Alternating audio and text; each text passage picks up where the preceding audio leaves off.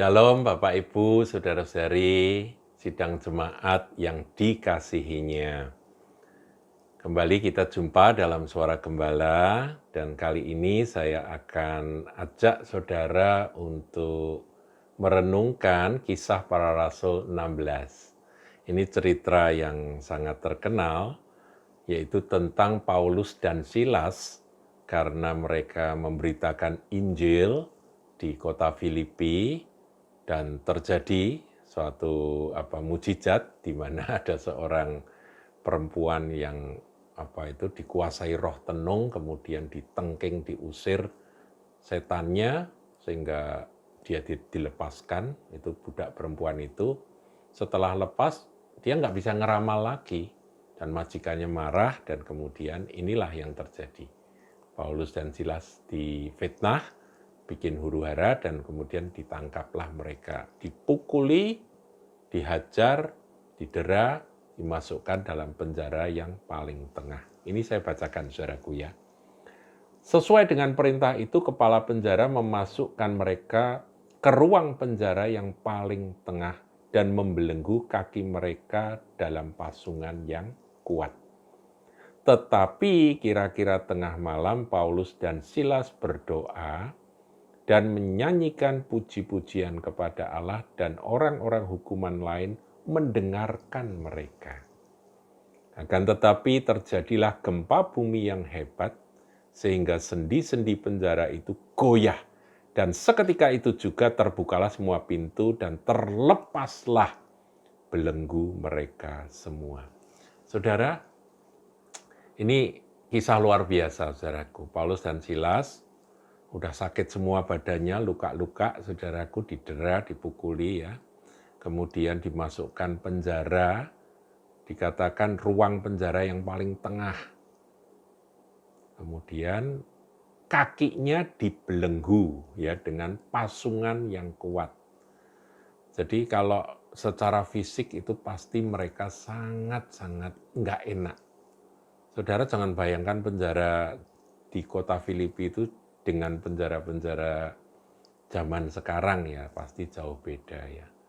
Penjara Filipi kalau saya berimajinasi akan kondisinya ya pasti pertama kotor, saudara. Kedua sangat mengerikan ya, gelap gulita karena zaman itu juga belum ada listrik, saudaraku ya.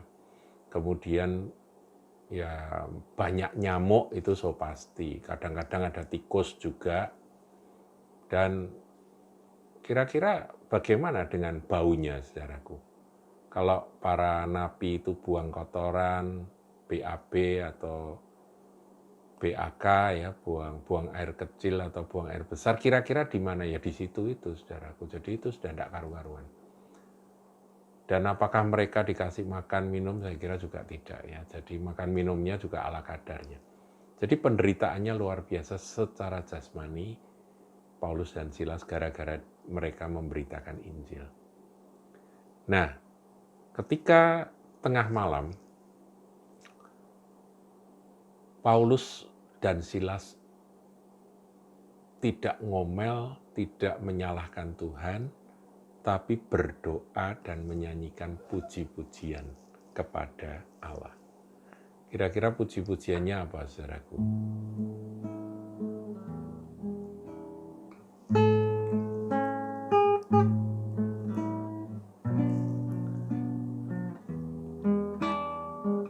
Kira-kira itu, saudaraku.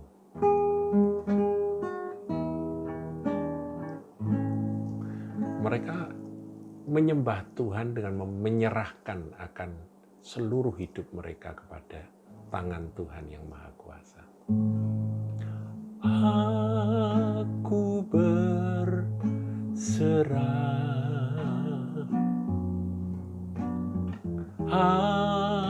aku berserah pada Yesus Juru Selamat. Aku berserah. Suaranya nyaring ya, mungkin Paulus suara 1, Silas suara 2, nyaring suaranya, sampai orang hukuman yang ada di ruang-ruang penjara yang lain itu mendengar, saudaraku. Dan mereka ada di paling tengah ya, jadi kiri kanan itu, ruang-ruang itu semua mendengar. Tapi apa yang terjadi? Ternyata Bapa di surga juga mendengar, saudara. Ketika pujian itu tulus keluar dari hati yang menyembah. Firman katakan, Allah bertahta di atas puji-pujian umatnya. Yang kudus dari Israel itu bersemayam bertahta di atas puji-pujian umatnya. Bapa di surga melihat ada tahta bagi dia, dibangun oleh dua hambanya, Paulus dan Silas. Ketika mereka memuji dan menyembah. Nah, pada waktu itu, Tuhan hadir. Nah, kalau Tuhan hadir, apa yang terjadi, saudaraku? Ini yang terjadi. Gempa bumi hebat. Buminya goyang karena Sang Pencipta hadir. Kemudian sendi-sendi penjara goyah. Saudara yang merasa terpenjara oleh macam-macam, sembahlah dia.